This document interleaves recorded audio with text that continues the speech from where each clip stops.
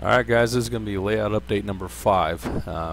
I've had some time on my hands this weekend, finally got some days off after working a bunch of overtime and decided to hand draw what I want to do with the layout. Now, first thing you'll notice is I changed from the E design to kind of an open loop design. I'm not even sure what you want to call it, but it is what it is because I started playing around with some things and I realized something.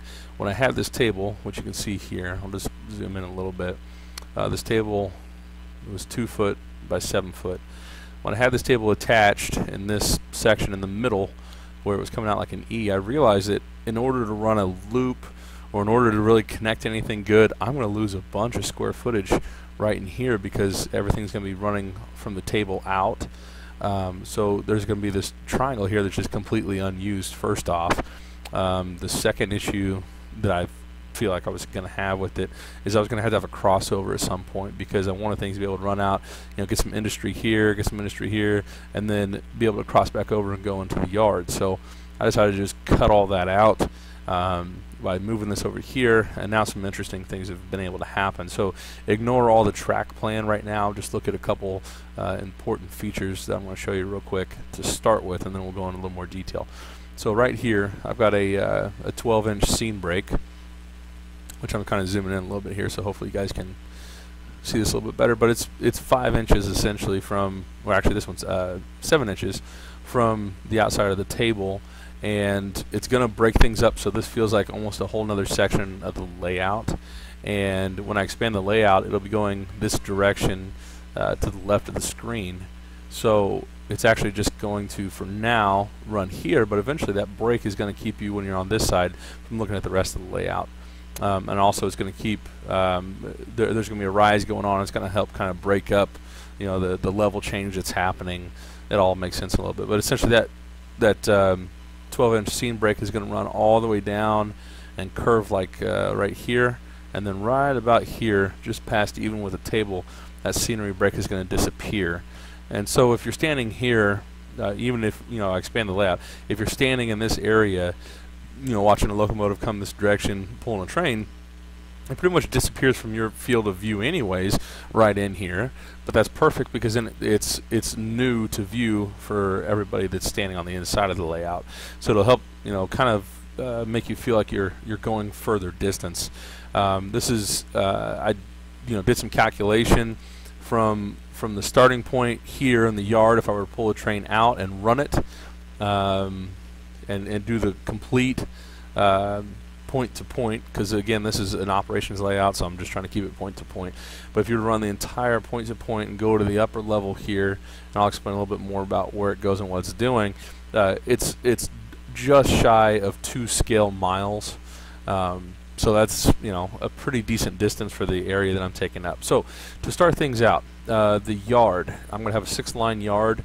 That's going to be right here. That way it's easy to pull cars off and work on them. And then I'm going to have an engine facility here. It's long enough to have 2 locomotives, actually like 3 locomotives in this format. I don't know exactly what size I'm going to go with it yet, but it's going to be big enough for at least 2 locomotives end to end. And this is just really rough. These don't line up. These aren't actually to scale or anything like that, but essentially I want 4 lines running into it, and then I want it coming out.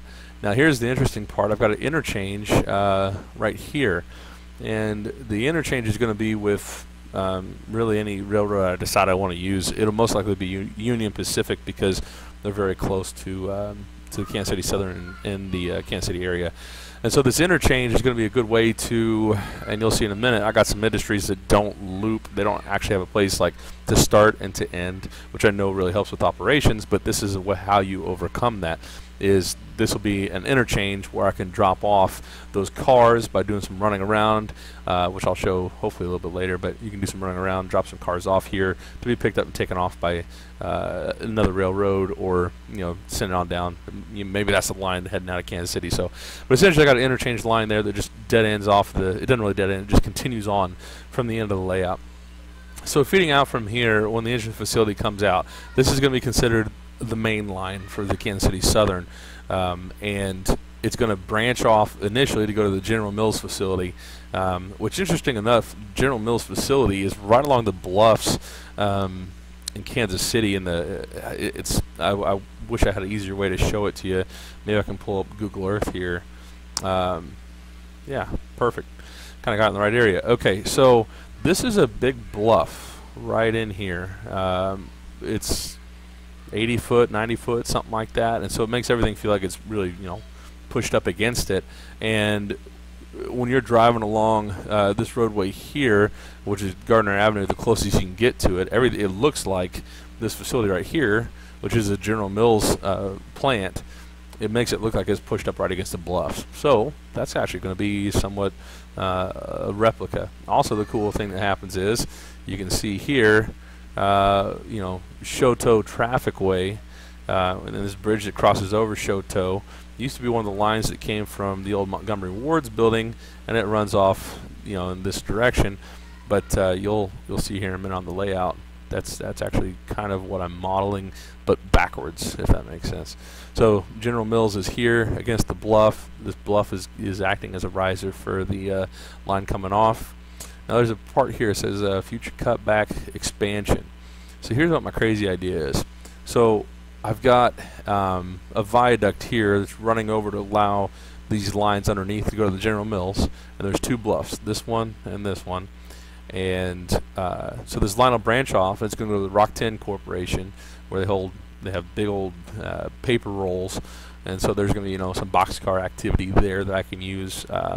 You know, it's kind of a long way, you know, to get to the last industry on the line, but it kind of helps with operations, give, you know, people a little bit longer to run and a little more to do. This line here is going to essentially dead end. It's not drawn very well, but this bluff is going to continue all the way out to here. Now what my idea is that there's going to be a switch, probably right here halfway, and the switch is going to branch off to the north and the west, and it will go up onto the shelf layout. This is going to be, the rise will hopefully get me close enough that when I do the switchback, it's going to get me almost all the way up there. So this line would continue all the way to the end, so I can get the full train, which it's really, I say full train, but I mean we're talking probably, you know, 10 cars max. They're going to be able to get up there, but that'll make for some interesting switching operations. And that will go back up to the shelf layout, which if you've seen the other videos, you know where that shelf layout will eventually be. So that's just some future planning there. Okay, coming back down, the viaduct is, again, it's just for this raised portion. I have a siding on the main line, just so I can run trains around each other, and that'll come into play more when I build the shelf line. But it's also good to have now. You can kind of stage some stuff up there, and it'll be interesting. So coming out of the yard, there's a couple options when you come out of the yard, and it's going to look a little confusing, but you'll understand why I made it this difficult. As you come out of the yard, the trains will be, their main line would be to join into this main line and head on out of town. But they can also pull into here, and we have basically how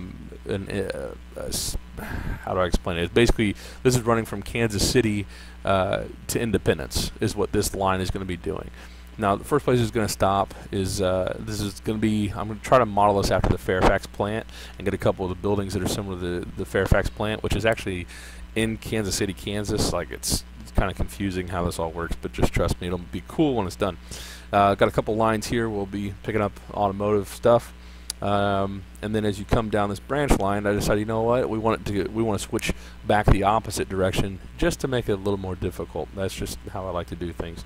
So we're going to have some car parts here that you're able to pick up and you know, service and there's a KCT. I don't know if you guys have ever heard of it, but it's a small maybe class 3 railroad in the Kansas City area. And the KCT, you know, would be a interesting one to throw in there because they were still around in the 1980s, from what I understand, and they could do some of these short hauls to, you know, get stuff to the Fairfax plant. And be a little bit of a switching operation, and there's some running around that they have to do, so it'd be interesting. Also here I put a trolley house. I hadn't, you know, I was talking to my dad about this, and we were thinking about putting a trolley on here to service the Independence side of stuff, and this is essentially right here going to be downtown Independence. and got some shops. Probably have like Clinton's Ice Cream and buddy of mine's business, funeral business in there, some stuff like that. I can have the county courthouse, Jackson County Courthouse, some parking, some other businesses back here, fire station, train station, and all those things will be prototypical stuff. There's a lot of stuff I want to model, but I'm going to try to keep it down to this. So essentially this line, when it comes out here, you can see it dead ends. I decided not to draw it out any further because I need to make my mind up on how I want to do this. I may just have this line come out here and meet another industry or just dead end or something, and then the trolley would have to run itself back out to get to Independence and run people. And there needs to be this. I would like this area to be residential. Just so maybe the trolley's running through an older residential area to pick people up, run them to work, that kind of thing. So this line that comes from Fairfax will run around and it'll run into the lumber mill. It'll actually run through the lumber mill still as a main line. It'll be lumber mill on either side of it. And then it pulls into the downtown Independence area, and it's just going to dead end right here. I had an idea of maybe running around in a lower level where it's kind of disappeared, and then have it pop out back here. I can add some more stuff there. That's a possibility. It's just not something I'm preparing right now. It's just I'm trying to get a rough idea of what I want the track plan to be. And then to service the lumber industry, this is actually their siding here. So the locomotives will pull back here and service them. Coming back, we're going to join the main line real quick so you can see where the main goes. So again, this is going to be an interchange line, but it is the main line of the route. And here's where it picks up the throat of the yard. It's going to run down. It has a runaround track here. And then off the runaround track, it's going to come off, and you're going to be able to service the oil and crude storage, which is going to be modeled based off of what is in Sugar Creek right now. They have basically a large crude oil facility. And then there's a lot of room here, so I'm going to be able to fill it in. I don't know if I want to do more residential or what exactly I want to do, but it might be interesting for maybe the trolley line to run through there and pick people up and have to get them to Independence. Maybe that's going to be where a lot of the workers are for the Fairfax plant as well, and so it's got to run back and forth between Fairfax, the residential, and then downtown Independence. I don't know, just got some things to play with there. Not sure what I want to do with that line.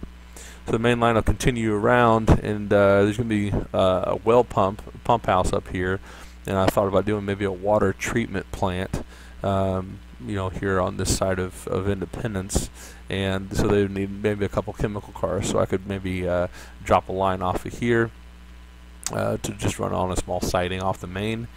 And then the main will loop around kind of on a ridge. You can see it says city footprint. I got this really rough line around the outside of Independence, and this is just basically showing what's going to be modeled city. The rest of it's going to be looking very treed and I don't know, a little more, I don't even know what you call it, but just it'll look less city and more rural.